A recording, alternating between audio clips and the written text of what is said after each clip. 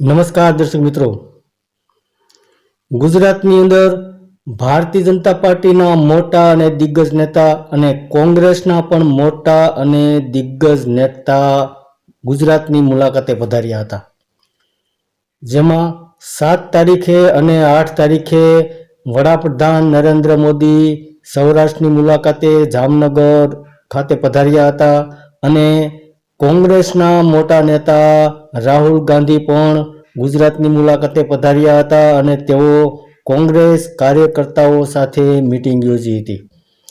તો હાલની અંદર કોંગ્રેસ નબળી પડતી જાય છે, તેને લઈને તેના માટે રાહુલ ગાંધીએ ગુજરાતની મુલાકાત લીધી હતી। તો ગુજરાતની રાજનીતિની આપણે વાત કરીએ તો છેલ્લા 30 વર્ષથી કોંગ્રેસ પાર્ટી સત્તાથી દૂર રહી છે।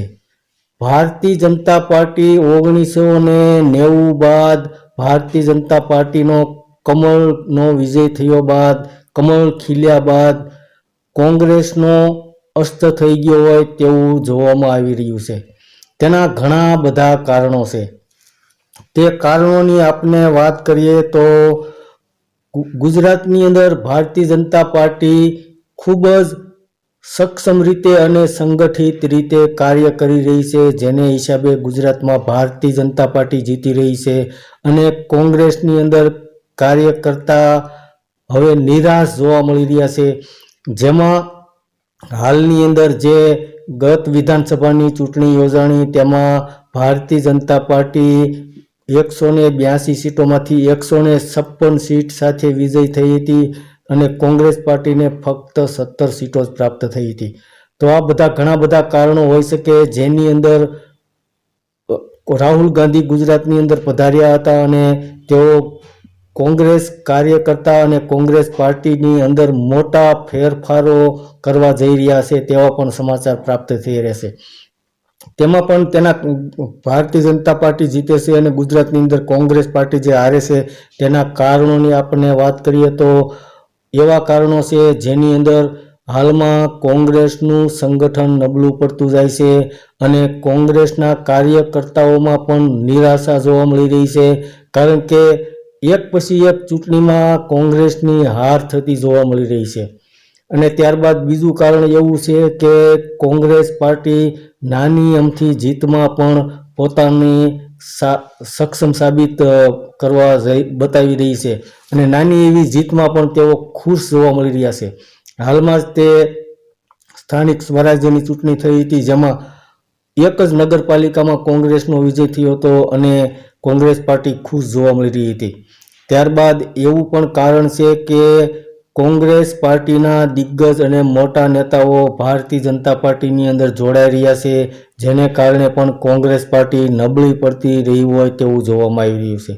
ત્યારબાદ મોટા નેતાઓ અને નાના કાર્યકર્તાઓ વચ્ચે જે મોટો ગેપ છે તે પૂરો નથી થઈ રહ્યો। નાના કાર્યકર્તાઓ મોટા નેતાઓ સાથે વાત નથી કરી રહ્યા અને એકબીજા સાથે સંતુલન બની નથી રહ્યું તેવું પણ કારણ જોવામાં આવી રહ્યું છે અને કોંગ્રેસ પાર્ટીના કાર્યકરો અને મોટા નેતાઓ વચ્ચે પણ સમન્વય જોવા નથી મળી રહ્યો અને એવું પણ કારણ બતાવવામાં આવી રહ્યું છે કે કોંગ્રેસ પાર્ટી ગમે ત્યારે એક જ વિજેતા નેતાઓને ટિકિટ વારંવાર આપે છે, જેને કારણે કદાચ લોકો નારાજ થઈ રહ્યા હોય અને તેમની સામે ભારતીય જનતા પાર્ટી જે સિટિંગ નેતાઓ હોય તેમને ફરીથી ટિકિટ નથી આપતા અને લોકો પણ એવું ઈચ્છી રહ્યા છે કે જે ભારતીય જનતા પાર્ટીની અંદર કાર્ય નથી કરતા, જે કામગીરી સારી નથી કરતા, તેને બીજી વખત ટિકિટ આપવામાં આવતી નથી। તેને કારણે પણ લોકો ભારતીય જનતા પાર્ટી તરફ વધારે મતદાન કરતા હોય તેવું જોવા મળી રહ્યું છે।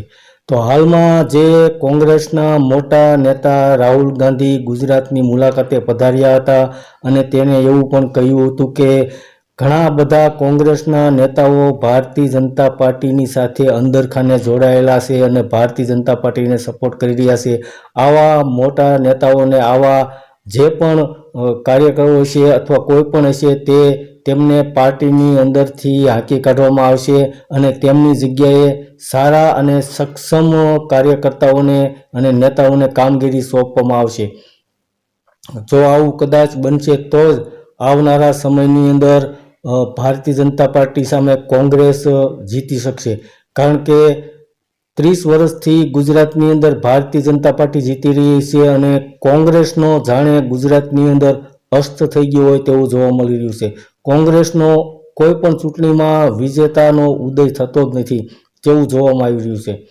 તો હાલમાં રાહુલ ગાંધીએ એવું પણ કહ્યું હતું કે અંદર ખાને જેઓ ભારતીય જનતા પાર્ટીને સપોર્ટ કરી રહ્યા છે તેવા પણ સમાચાર મળી રહ્યા છે. તેને કારણે આવા નેતાઓને રૂખસત આપવામાં આવશે અને તેમની જગ્યાએ કોઈ પણ સારા એવા કોંગ્રેસના નેતાઓને આ જે પાર્ટીની અંદર કામગીરી છે તે સોંપવામાં આવશે, જેને કારણે આવનારા સમયમાં કદાચ કોંગ્રેસ મજબૂત બની શકે.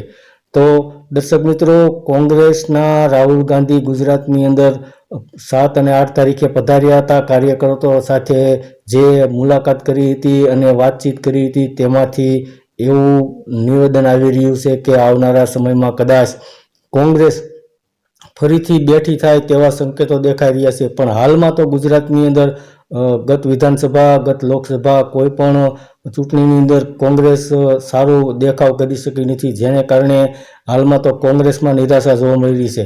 તો આવનારો સમય બતાવશે કે કોંગ્રેસ આવનારા સમયમાં કેવો દેખાવ કરી શકે છે તે જોવાનું રહ્યું.